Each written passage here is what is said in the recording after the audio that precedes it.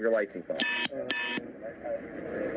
That's all I did. I understand. Why didn't you pull me over for?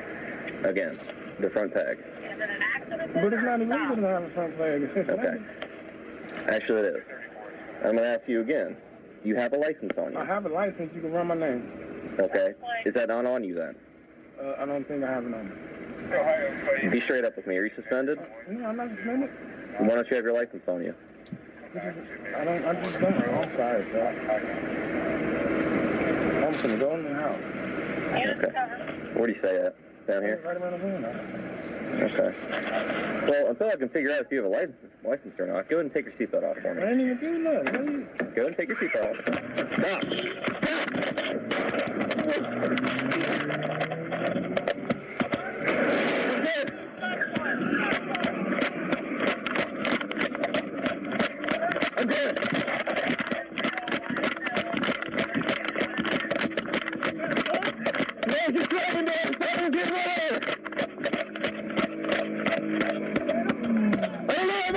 Gosh, that was incredibly difficult to watch, but Ray Tensing, the officer, has been fired from his job, and the 25-year-old turned himself into authorities after the indictment. Now, Tensing says that he feared for his life and thought Dubose was going to run him over. But the prosecutor says Tensing is simply making an excuse for a purposeful killing. I've been doing this for over 30 years.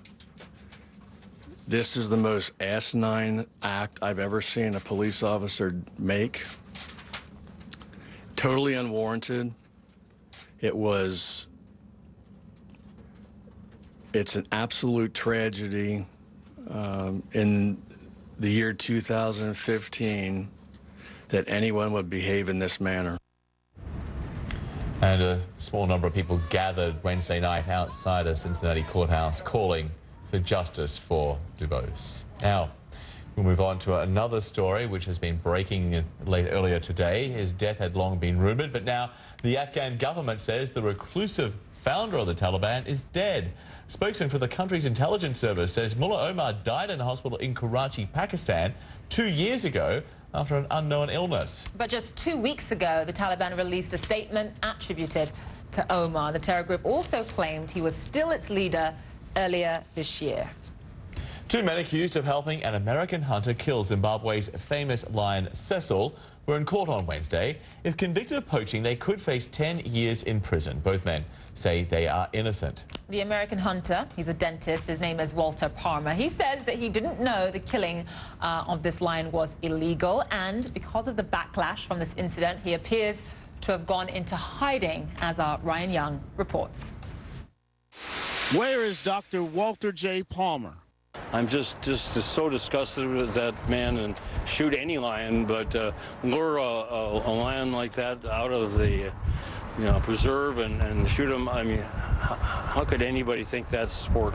Just appalling. CNN tried to find him at his Minneapolis home, but no one answered the door. In fact, he has gone underground after releasing this statement, which read in part, quote, "I deeply regret that my pursuit of an activity I love and practice responsibly and legally resulted in the taking of this lion." Preserves are meant to preserve wildlife, not to just lure them off and poach them. Now Dr. Palmer, a wealthy dentist from Minneapolis, finds himself under a torrent of criticism after a conservation group alleged that Dr. Palmer and his guides lured Cecil out of the park sanctuary and shot it with a bow and arrow, then pursuing the animal another 40 hours before killing, skinning, and beheading him, all for a trophy kill. Zimbabwe authorities say Palmer paid at least $50,000 for the hunt. We lost one of the icons, a male lion, which was popularly known and endeared as Cecil. And now the dentist, with a practice and a home in this upscale neighborhood, finds himself being hunted, as questions remain of whether he will face charges in Zimbabwe. Today, protesters took to the streets in front of his Minnesota office, which has since been shuttered. He can apologize until the cows come home, but for us, it's more about we're here for Cecil. We're not here for Dr. Palmer. But this isn't the first time Dr. Palmer's big game hunting hobby has gotten him in trouble. Court documents show that an individual the same age as the dentist was put on probation years earlier for killing a black bear in Wisconsin.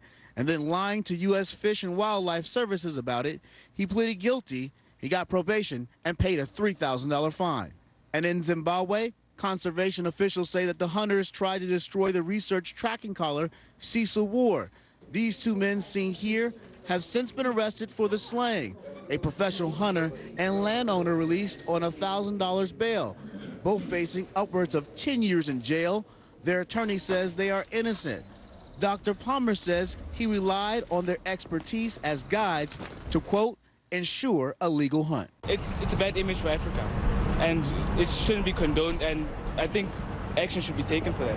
But back stateside, questions still remain of what is to become of Dr. Palmer, with many on social media mourning the lion's demise, steadily coming to a boil of anger and outrage.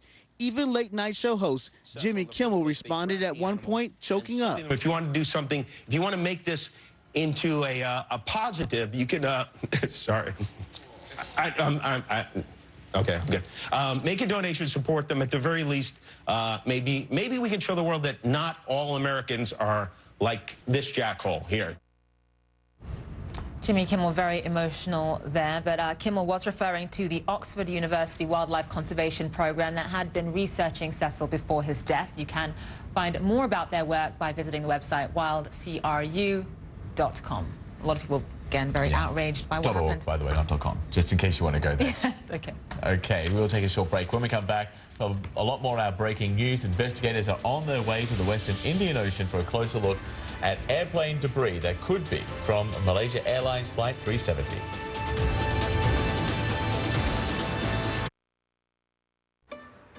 Push your enterprise.